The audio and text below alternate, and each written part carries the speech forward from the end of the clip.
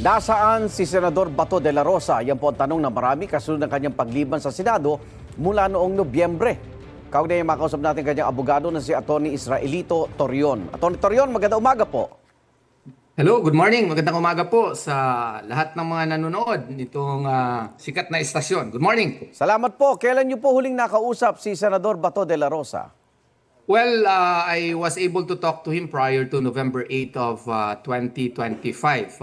Iba po ang pinag-usapan namin dun. Yung mga rally-rally yung napag-usapan namin. You're not Opo. able to talk about this. At may impormasyon po ba kayo kung nasaan po ang Senador? As of now, I have no information and I do not want to know also.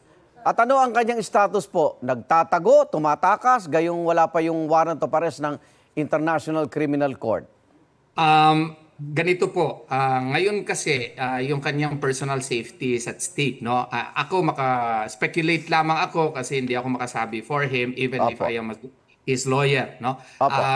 He is just making himself unavailable kasi wala pong klaro kung ano po ang pulisiya o wala po tayong batas as to how to deal with surrender kasi klarong-klaro po yung gobyerno natin is they will up the modality of surrender instead of extradition under Section 17 of Republic Act 9851. Sa BICAM Committee na magsisimula po ngayong araw, kasama po si Senador Bato de la Rosa. Siya ho ba'y pupunta o ano ho ang magiging desisyon niya kung aatin siya dito?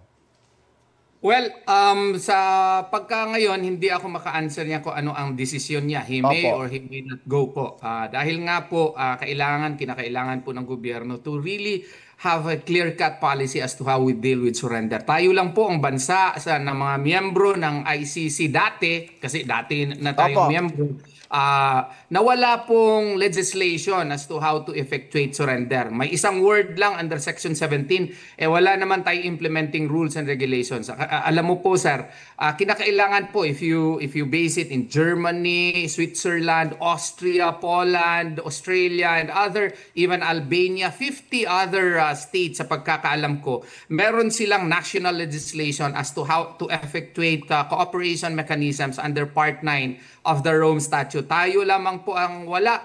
Tayo lamang po ang atat na isurrender yung ating ating citizen doon po sa Hague, Netherlands na walang klarong basihanan, walang klarong procedure. Opo. Kawawa naman po yung taong kidnapin lang, hindi idaan sa ating korte na meron naman tayong working courts, meron tayong healthy prosecution service po dito. So yun ang pinakadahilan ni Senador Bato kaya hindi po nagpapakita itong chismis na may warrant of arrest siya sa ICC.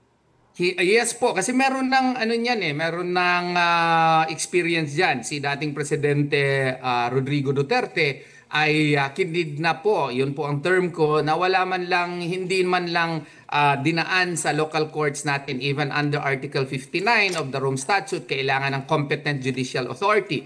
Pero dito po sa ating bansa, maski ano yung competent judicial authority, hindi pa natin na-define. Pwede ba siyang makapiyansa doon? Posible ba ang pre-trial? Posible ba siyang kung meron mang desisyon na ang korte na i-transfer siya, pwede ba siyang maka-petition on appeal doon sa Court of Appeals Opo. or sa Supreme Court? Wala po tayong procedure dito. Dapat, under the principle of legality, lahat ng mga procedure na yan ay defined na under our laws. Kasi we are talking here of the liberty as well as the security of a particular person. Di naman po pwede na i-treat natin na parang manok yung tao natin, yung ating citizen. At basta-basta na lang i-deliver doon sa korte na banyaga na hindi na tayo miyembro since March 17 of 2019. Pero kayo ba may impormasyon kayo na may warrant of arrest na nga po siya sa ICC, attorney? I really do not know kasi Okay. under Article 87, Paragraph 3 of the Rome Statute, supposedly yung mga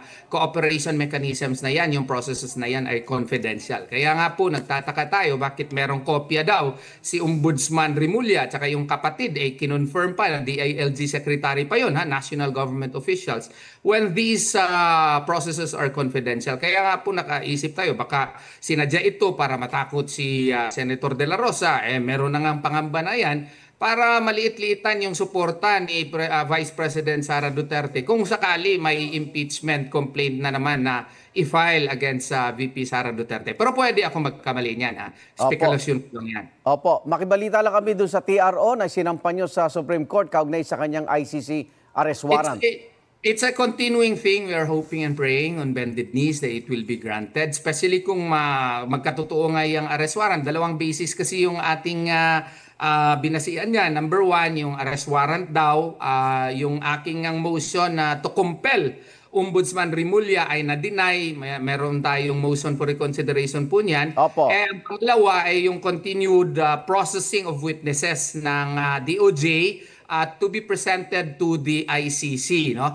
Yun po ay ebidensya po na meron pa tayong continued cooperation at sana yung Korte Suprema ay makumbinsi po na mag-grant yung TRO na hinihingi namin. At kung lumabas nga po ang arrest warrant ng ICC, anong advice nyo sa kanya? Gayong sabi nyo nga, hindi malinaw yung mga proseso dito. So, hahayaan nyo lang siya magtago. Kung lalabas talaga yung arrest warrant, meron na kaming, there is compelling necessity now. We will present that to the Supreme Court. Meron ng clear and urgent necessity on the Supreme Court to probably act on our TRO. Pero hindi po namin pangunahan. Ginagalang po namin ang Supreme Court. Kung mangyayari yun, baka mataas na ang posibilidad na mapagbigyan po kami ng Supreme Court. Eto, gusto malaman ng publiko dahil hindi siya pumapasok sa Senado, hindi naman po ba niya napapabayaan yung kanyang opisina? No, it is administratively functioning. His staff are operating and they're performing their job. Yun nga lang, wala siyang physical presence. I do hope that yung publiko po ay nakakaintindi na personal safety na po niya ang nakasalalay po dito. Nangyari kay Tatay Digong, bigla na lang na hindi nga dumaan sa ating korte at i-deliver doon sa Banyagang Korte. Opo. Sana naman maintindihan po nila yung sitwasyon ni Senator Bato de la Rosa. Nasa Pampanga ba siya o Davao? Ayan ang hindi ko alam kung saan siya. I do not want to know kasi ayaw ko rin magsinungaling kung sakali merong may magtanong sa akin or baka ipatawag ako ng Supreme Court. No? Okay. Bigla na lang may magkaroon ng hearing at tanongin ako, ayaw ko rin magsinungaling. Pero nasa Pilipinas? In all probabilities, nandito yan. Mahal na mahal niya yung Pilipinas. Opo. Maraming salamat, Atty. Israelito Torion. Ingat po. Salamat po.